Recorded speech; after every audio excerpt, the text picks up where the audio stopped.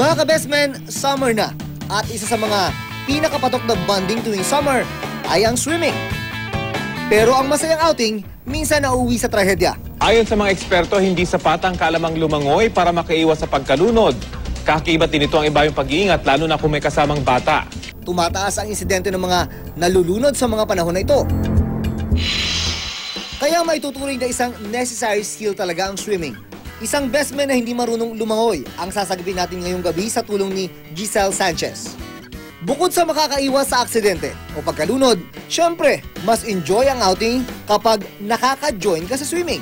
Kadalasan hindi ko na-enjoy. Tagabantay lang ako ng mga bag ng mga friends ko. Bali sila, habang nagsiswimming sila, nagsasaya sila, naglalaro sila sa tubig. Ako ginagawa ko lang, nag-aasikaso. Tapos, makalublob man ako, dun lang ako sa malapit. Sila, nandun sila sa malayo. Dito kami nagtuturo ng basic swimming courses. Kaya kasama ko ngayon si Coach Mario Lazara. Ang importante lang naman sa lahat in swimming, regardless of whatever stroke, ang importante is how to maintain proper buoyancy. No? Kasi yung iba marunong ang lumangoy, pero pag after a certain distance, nalulunod na. First, tuturuan mo ng bubbles, how to be able to relieve the pressure pag pagod. Even the best of the swimmers in the Olympics, nagbabubble siyan. So those. Yeah, no, all the way down, all the way down. Okay, up. Okay, mabilis lang, ano? Just to relieve the pressure. Parang ininom mo lahat ng tubig. Ha? Ha? Inhale. Okay. Dito ako mag-breathe. So dito kayo mag-inhale. Yan. Ganon. After that, then it's followed by the actual leg work or what we call the flutter kick. Pag marunong na siya ng leg work, then tuwid na yung paa niya at lahat, then that swimmer will be able to propel through the water. Bend your knees. Diretso lang. Huwag kang mga tog. Nakakalatang malamit ito. Kung mabilis matuto si Rafa. Desidido at porsigido kasi. Ayaw nang tumambay sa poolside. Thirdly, of course, is how to maintain proper buoyancy, yung floating na. No?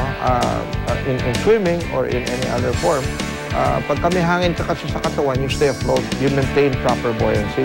But pag nirelease mo yung hangin, automatically you sink and lose buoyancy. Then after that, it's followed by what we call the arm stroke.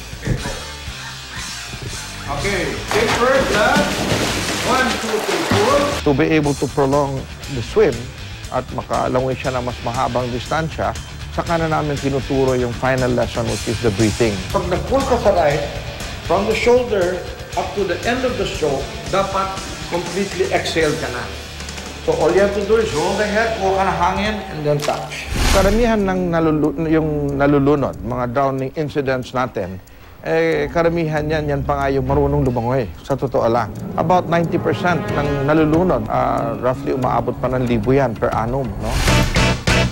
Nagpapasalamat ako sa bestman kasi dahil dito, natutunan ko kung paano lumangoy ng tama, mga basic steps. Tsaka pwede ko ito i-share sa mga friends ko.